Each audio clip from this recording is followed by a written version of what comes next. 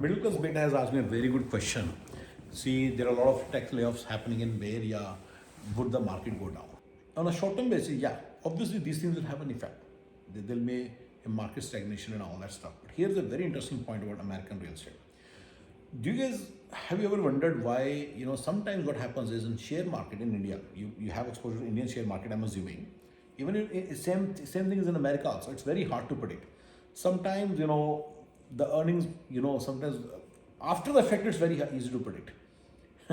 Sometimes earnings will go high and then they'll say, oh, it is less than expected, so the share prices will go down, sometimes go up. Sometimes this company has a lot of potential, it will still go down. Sometimes if company is a traditional company, it's still the market. Do you feel that the stock market price is very hard to predict? Do you feel that? Do you feel that? Because there are a lot of other things in play in the back end. There are financial institutions which are having interest in them. Sometimes they oversell, sometimes they overbuy, sometimes they have interest, so sometimes they jack up the price, sometimes they go bearish on it, right? So you know all that. So sometimes there are futures, sometimes there are options, all that determine that also is a huge. Sometimes when a lot of people are buying this thing, then the institutions are not interested. They're interested in shorting it, right? So there are a lot of things, right? The fact that the company has internal value, it's very hard to value it on the basis of those things, remember? So you must be knowing all these things, right? Many times, like for example, NVR's price, current price does not justify, doesn't get justified by the earnings or the income forecast or the market forecast or market value that will be there like after so many years also, 10 years also. Nobody would expect that to have it to have so much revenue that it will justify the current market cap.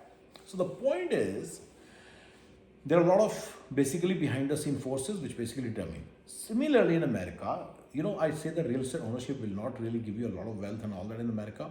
So it's also getting related to that. So real estate behind the scenes is controlled by interesting institutions.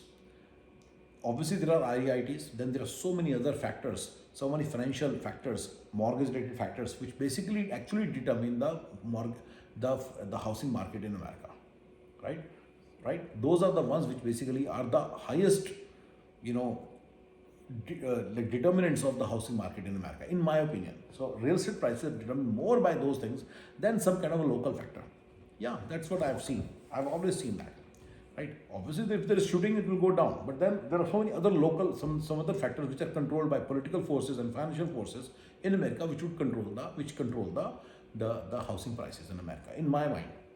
So in Bay Area, if it is part of a plan by those political this thing, they'll show tech layoffs, they will show tech layoffs in such a bad light that the house prices will go down. But for now, as we are talking, house prices have gone up despite all the layoffs in 2023. So basically the point is, in my mind, so basically there seems to be no correlation. Eventually it will go down, but that may not be because of the tech layoffs. It's very much possible that they'll start hiring and it may still go down. The point is, these things, in my mind, these things don't follow these. It's very hard to determine where the market will head looking at this kind of things like tech layoffs and all that stuff. So these are my 2 cents. Thank you very much for the question, and thank you very much for giving me an opportunity to answer. Thank you. Bye-bye.